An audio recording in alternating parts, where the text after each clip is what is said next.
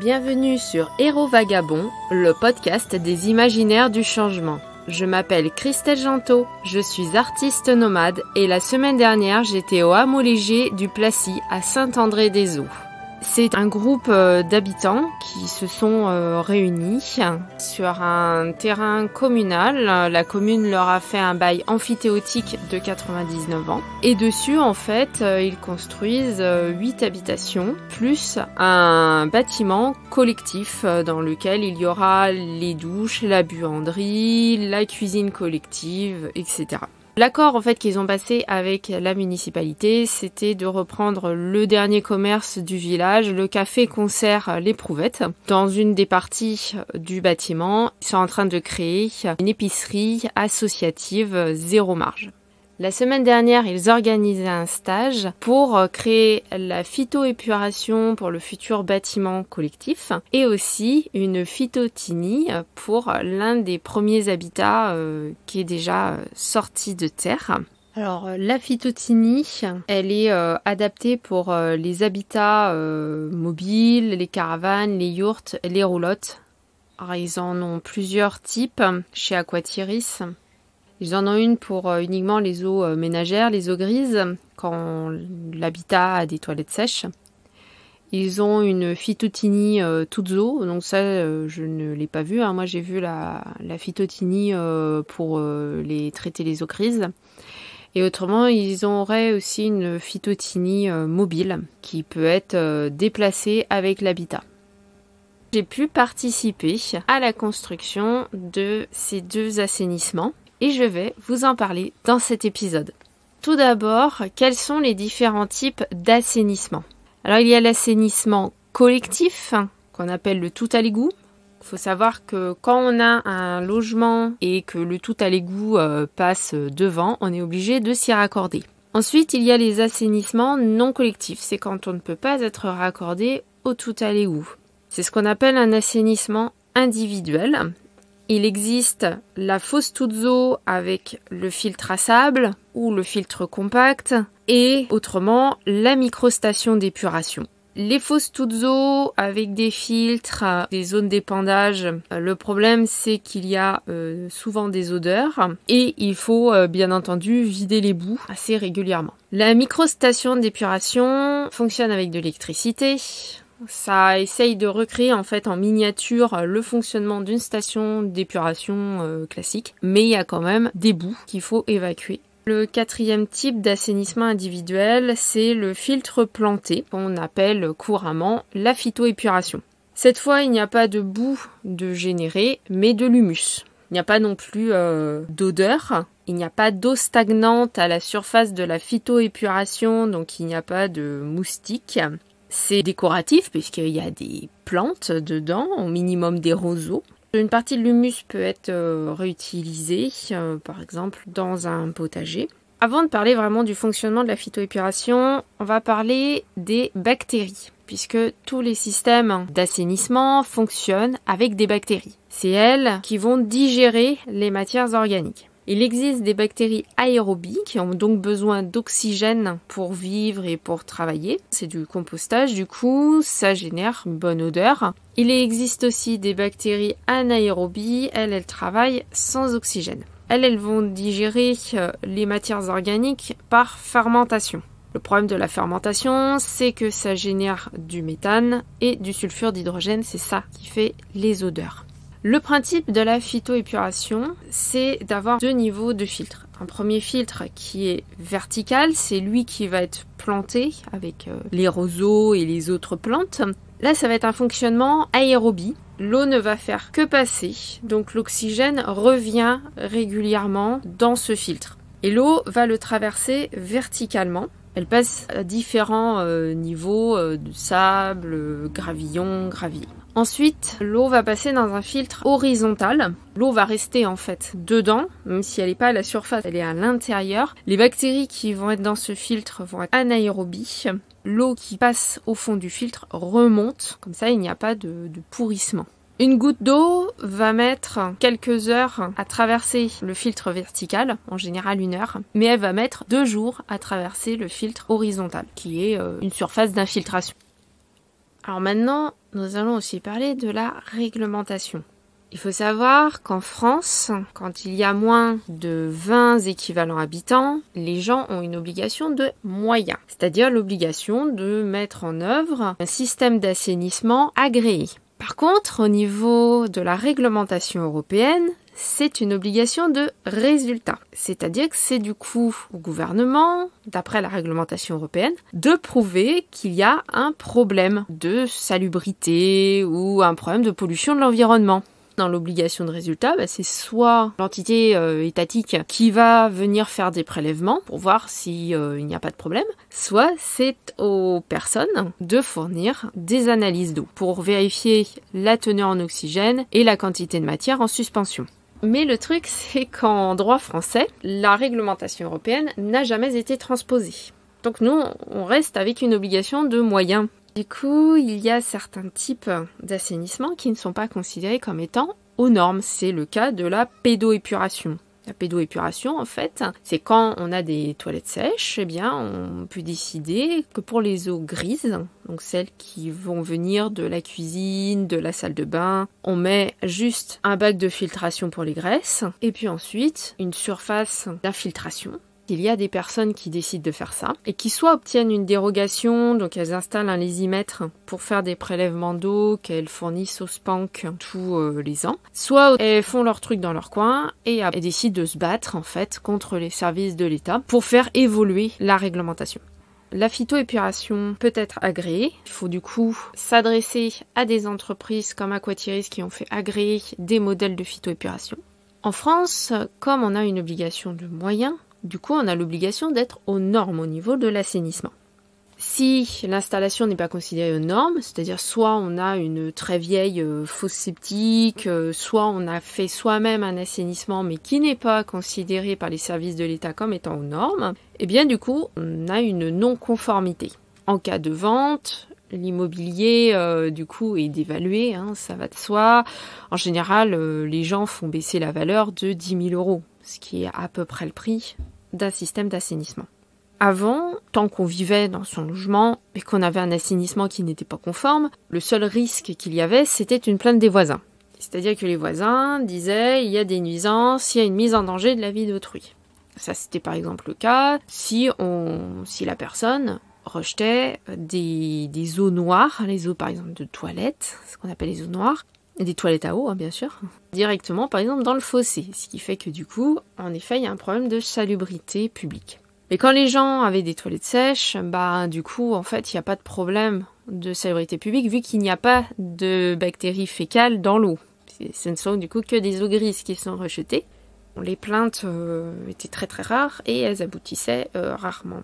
Maintenant, depuis peu, certains SPANC, les SPANC ce sont les services qui gèrent l'assainissement au niveau de l'État, dans certains cas, maintenant, quand ils voient des non-conformités, ils mettent des amendes de 300 € par an.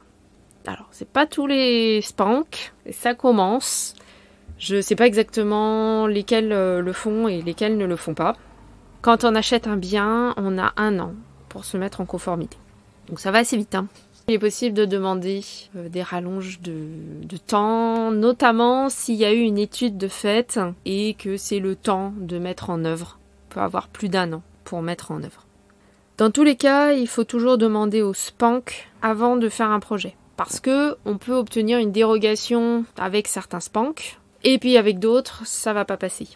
Donc il faut toujours demander avant de faire le projet d'assainissement. Ce serait vraiment trop bête de faire des travaux, de creuser et tout, et puis de se retrouver face à un service qui n'est pas d'accord avec ce qui a été fait. Donc autrement, pour mettre en œuvre n'importe quel assainissement, il y a des règles. L'assainissement doit être à 5 mètres minimum du bâti sur dalle. Alors le bâti sur dalle, c'est vraiment ce qui va avoir des fondations, ce qui est maçonné. On parle par exemple d'une maison. S'il y a une caravane, c'est pas un bâti sur dalle. Donc ça peut être à moins de 5 mètres de la caravane. C'est 3 mètres de limite par rapport à la limite de propriété, 3 mètres minimum, et 3 mètres minimum des arbres. Alors quand on parle d'arbres, on prend bien au niveau du tronc. Mais en fait, les dérogations, voilà, il y en a beaucoup, c'est sur dossier, hein, et sinon il y aurait des gens qui pourraient tout simplement pas faire de système d'assainissement individuel. Donc c'est pour ça qu'il y a des dérogations. Quand on fait une phytoépuration, faut faire attention aux branches qui vont être au-dessus, aux feuilles. Dans certains cas, ça va être utile. Par exemple, si on est dans le sud de la France, on peut essayer à certains moments de la journée que l'ombre des arbres protège un petit peu la phyto pour éviter que les plantes aient trop chaud en cas de canicule. Si on est dans la moitié nord de la France, on va plutôt chercher à la mettre, à l'orienter plutôt vers une zone un peu ensoleillée. Les feuilles mortes vont être utiles s'il n'y a un rejet que d'eau grise. Du coup, c'est pas très grave si elles tombent dedans. Au contraire, ça va faire de la matière carbonée, ça va enrichir un petit peu, ça va nourrir les plantes de la phyto. Par contre, si on rejette aussi des eaux noires, c'est-à-dire les eaux des toilettes à eau, et bien du coup, ça va faire trop de matière carbonée et ça risque du coup de boucher un petit peu le système, de le rendre moins performant. Et puis s'il y a des tuyaux en plastique dans la mise en œuvre, et bien là il faut plutôt les mettre assez loin des racines parce que les tuyaux en plastique et les racines ne font pas bon ménage. Alors là on arrive à la question maintenant, comment est-ce qu'on fait une phytoépuration ? La première question à se poser, c'est est-ce qu'on utilise des toilettes à eau, des toilettes classiques avec une chasse d'eau, qui vont générer des eaux noires, ou est-ce qu'on a des toilettes sèches, que ce soit des toilettes sèches où tout est composté ensemble, ou des toilettes sèches à séparation. Dans ce cas-là, les seules eaux qui vont être rejetées vont être des eaux grises, c'est-à-dire les eaux de la douche, les eaux de la lessive et les eaux de la vaisselle. Ça va être totalement différent puisque le dimensionnement de la phytoépuration va dépendre de ça. Ça va dépendre aussi du nombre de personnes qui peuvent vivre théoriquement dans le logement. On regarde le nombre de chambres, sachant qu'il faut éviter de trop sous-dimensionner sa phytoépuration, parce que si jamais on invite des personnes, par exemple de la famille, à venir pendant 2 semaines, 1 mois, si la phyto a été sous-dimensionnée et que du coup il y a énormément d'eau qui va dedans, bon ça risque de déborder quand même un petit peu. Donc le but n'est pas de sous-dimensionner. On va aussi regarder la teneur en oxygène du sol, c'est-à-dire sa capacité à épurer, la capacité du sol à drainer l'eau, c'est-à-dire sa perméabilité. On va aussi regarder l'environnement du sol, la topographie, notamment au niveau du dénivelé. Il faut avoir minimum 2% de dénivelé, c'est-à-dire 2 cm par mètre de dénivelé, l'idéal étant 4% pour être tranquille, quand on veut une phytoépuration par gravité. Dans le cas contraire, on peut quand même faire la phytoépuration, mais il faudra une pompe de relevage. C'est ce qui se passe au hameau léger du Placy. Là-bas, le sol il est quasiment plat. Donc pour le bâtiment commun, il y aura une pompe de relevage pour pousser l'eau dans la phytoépuration, qui elle est hors sol. L'eau, du coup, la traversera en verticale et passera ensuite dans la zone d'infiltration, qui elle sera un petit peu creusée. Il faut aussi voir la texture du sol, c'est-à-dire son pourcentage d'argile, de sable et de limon. Au hameau léger du Placy, on était sur un sol limoneux argileux. Donc un sol qui commence quand même à être un petit peu perméable, mais qui garde quand même un petit peu de légèreté. Quand vraiment il y a une trop grande quantité d'argile dans le sol qui est vraiment très très imperméable, du coup, il peut être nécessaire de mettre en œuvre, de chercher un exutoire. Ça peut être une mare, ça peut être un fossé, etc. pour évacuer le trop-plein d'eau qui a été traité. Ça peut être aussi le problème quand on est dans une zone marécageuse. Dans tous les cas, la phytoépuration, elle peut être mise en œuvre. Et après, ça va être l'étude de sol qui va dire un petit peu qu'est-ce qui est possible. Dans l'étude de sol, on va aussi regarder la structure. Comment est organisée la matière, comment s'organisent les sables, les limons, l'argile. On peut trouver une structure grumeleuse, c'est une structure légère, souvent il y a beaucoup de vers de terre. Ensuite, il y a la structure particulière, là ça va faire plutôt des grains. Il y a la structure polyédrique. Là, on va voir plein de petites faces en angle. Et autrement, il y a la structure compacte qui, elle, est très dure.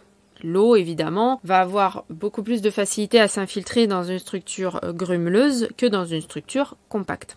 Alors quand on a la texture et la structure, on a la perméabilité théorique.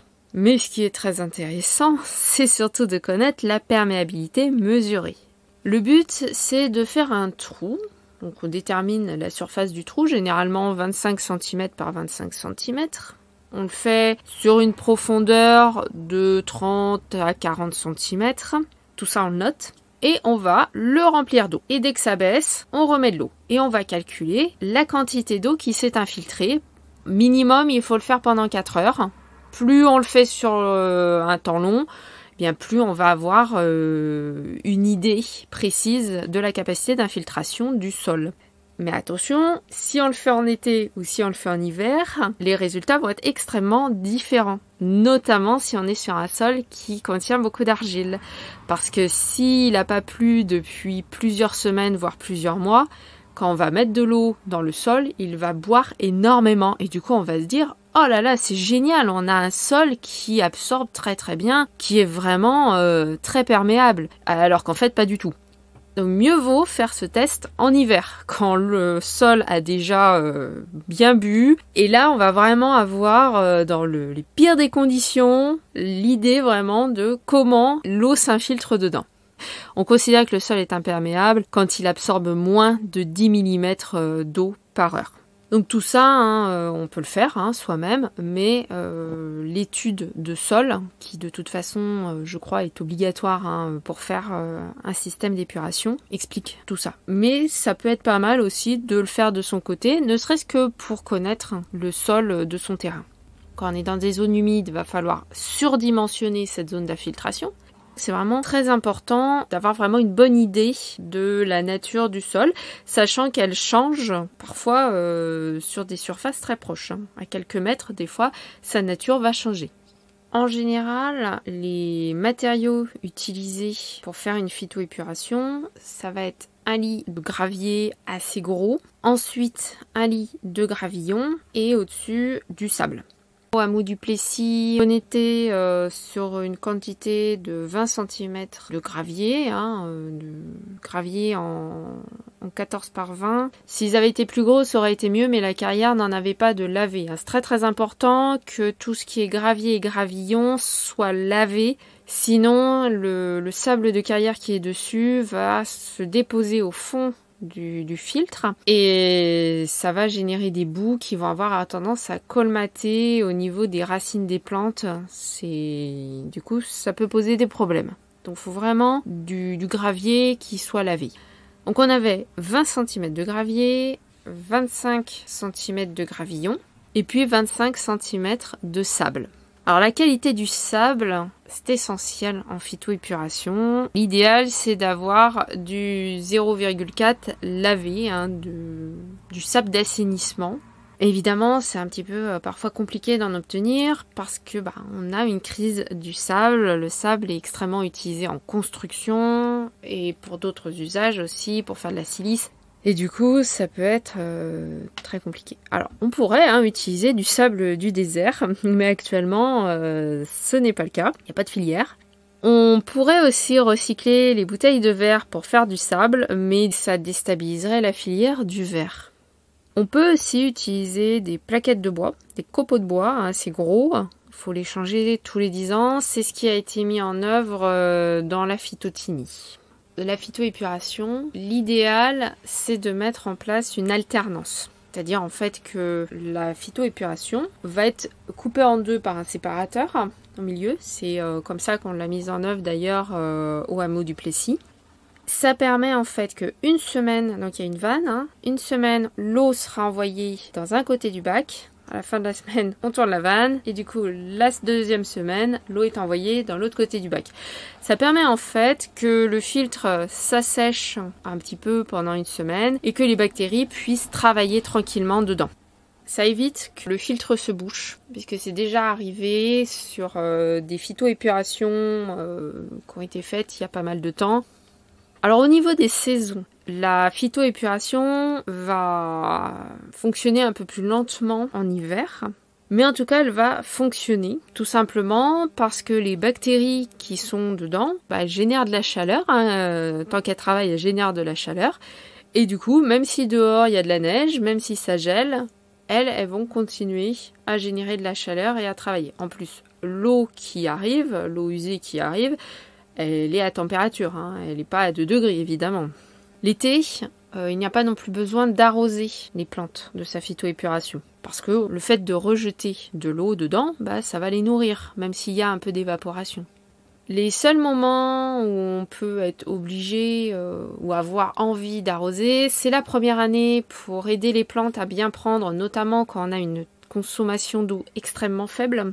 Et autrement, quand on n'a pas envie qu'une partie de son filtre meure parce que par exemple on émet très peu d'eau et que du coup toutes les plantes n'ont pas forcément assez d'eau dedans. Mais bon, ça c'est quand même pas très fréquent. Et puis même si ça arrive qu'il y ait une partie des roseaux qui meurent, c'est pas grave en fait, puisque quand on n'a que des eaux grises, le principal système de filtration en fait ça va être par le sable et les graviers. Et pas tellement par les racines. Les racines de roseaux notamment, ça va surtout servir à traiter les eaux noires, les eaux des toilettes. Sinon, ça a un peu d'effet, mais pas tant que ça, et donc il n'y a pas besoin non plus qu'ils soient hyper nombreux.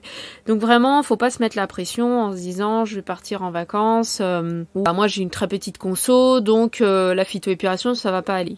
Si, ça va très bien. En plus, il y a la pluie, et la pluie ça va aussi nourrir la phyto, donc les plantes, elles ont pas vraiment de problème. Le sable gardant une certaine humidité, les racines en fait elles restent quand même assez humide. Par-dessus, on peut mettre un peu de compost, notamment pour le démarrage quand on a qu'un rejet d'eau grise. C'est pas mal de mettre une petite couche de compost avant de planter les roseaux et les autres plantes, histoire que comme ça ils aient des nutriments, parce que les eaux grises ont très peu de nutriments. Les eaux noires, elles, il n'y a pas de problème, les nutriments, il n'y a pas de souci là-dessus, mais forcément, autrement, c'est un peu plus compliqué. Donc il faut savoir que dans le filtre vertical, dans le filtre de la phytoépuration, les bactéries ont à manger pendant plusieurs semaines. Avec ce que l'habitation va rejeter, elles vont pas mourir de faim, même quand on part en vacances. Il y a une autre chose auquel il faut faire attention, ce sont les matériaux de construction pour la phyto. Il y a des fois des bois qui pourrissent quand on décide de faire un coffrage en bois. Il y a différentes techniques d'assemblage, différents bois aussi. Par exemple, si on utilise des madriers de chêne qu'on empile, là, il faudra les changer au bout de 30 ans. Pas forcément tous, certains. Par contre, si on utilise du Douglas, là, on peut faire un assemblage en L. Et là, il faudra changer certains bois de Douglas au bout de 15 ans, mais pas tous non plus.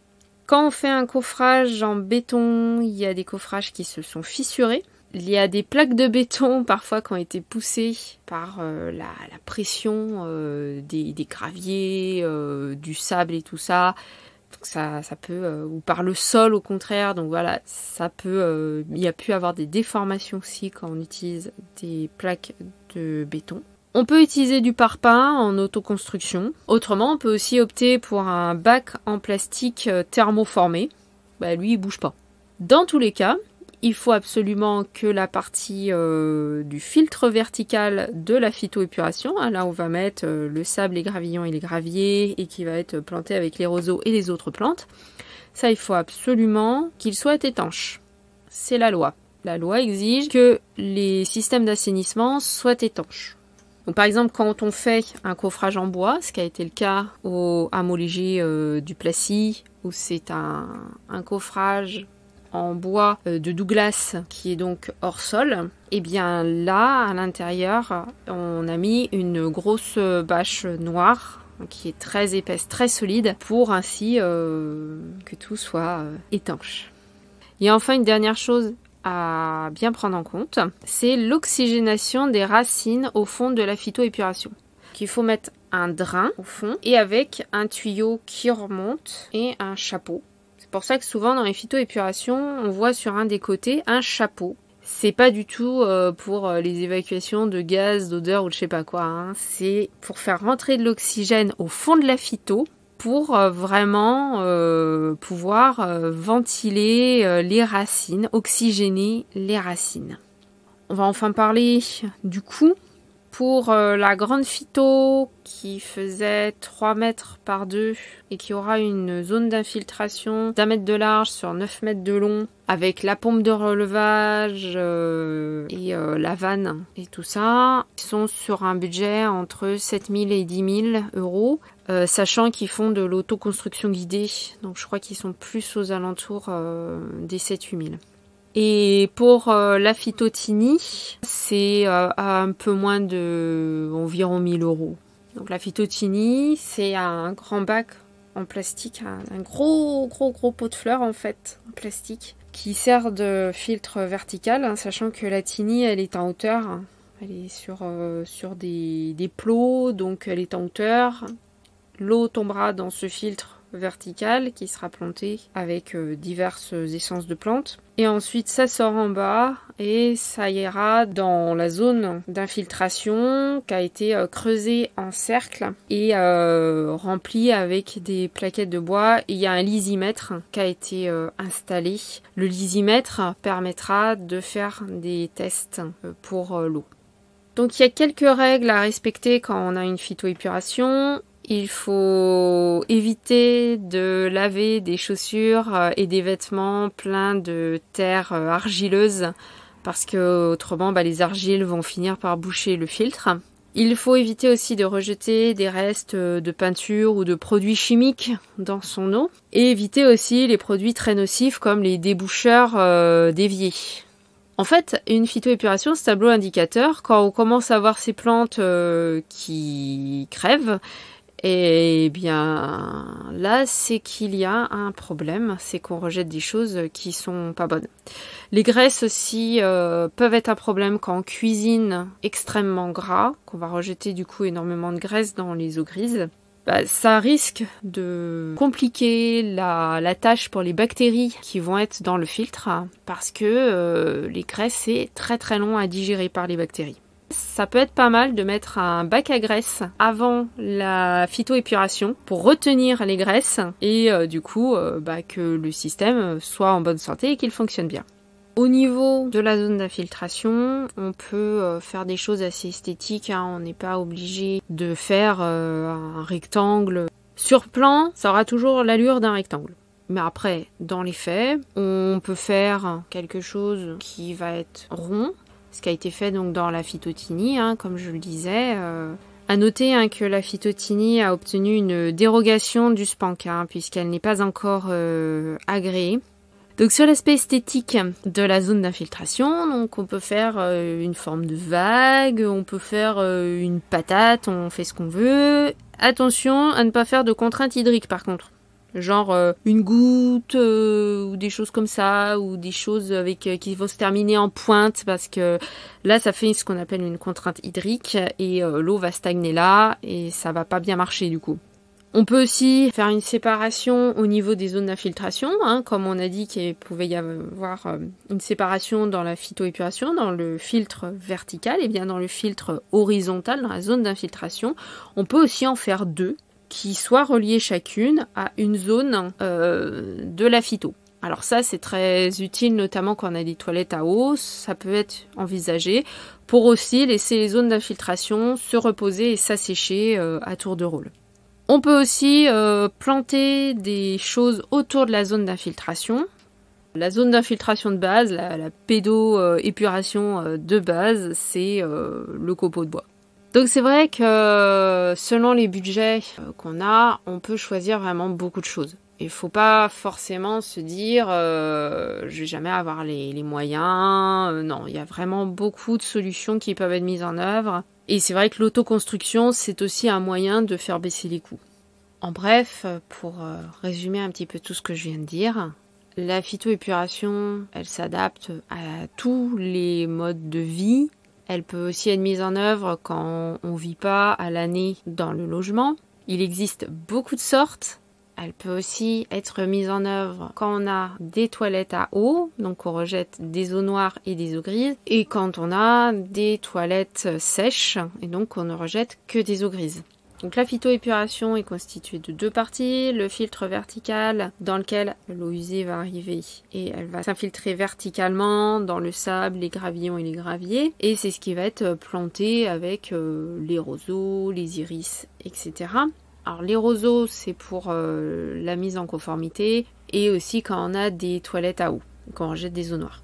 Et l'autre partie c'est le filtre horizontal qui est en fait une pédoépuration, tout simplement, et qui va finir de traiter l'eau, parce que le sol, c'est le meilleur épurateur de l'eau, tout simplement. Donc c'est vraiment quelque chose qu'on peut autoconstruire à la suite de l'étude de sol et de l'étude d'une société comme Aquatiris. Eux par exemple ils proposent une autoconstruction guidée, c'est-à-dire que le technicien va venir plusieurs fois sur le chantier pour vérifier que tout est bien mis en œuvre, qu'il n'y a pas de problème, et puis donner les directives et tout ça. Et puis il y a tout un cahier des charges, tout un dossier qui est fourni pour vraiment savoir comment est-ce qu'il faut faire. On peut vraiment être créatif, on peut faire quelque chose d'enterré, on peut faire différents bassins, on peut faire quelque chose hors sol, sauf pour la zone d'infiltration bien sûr. Même quand on n'a pas de pente, on peut du coup avec une pompe de relevage réussir à quand même mettre en œuvre la phytoépuration. On peut aussi décaisser un petit peu le terrain pour recréer une pente, notamment pour la zone d'infiltration, on peut recréer un petit peu une pente en décaissant. Bien sûr, si on a une pente de 4%, là c'est l'idéal, simplement par gravité.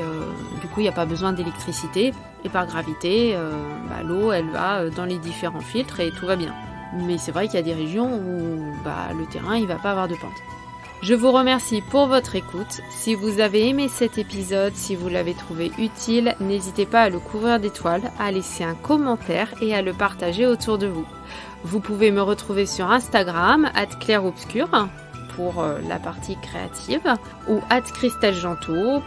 Passez une bonne journée ou une bonne soirée. Prenez soin de vous et à mercredi prochain.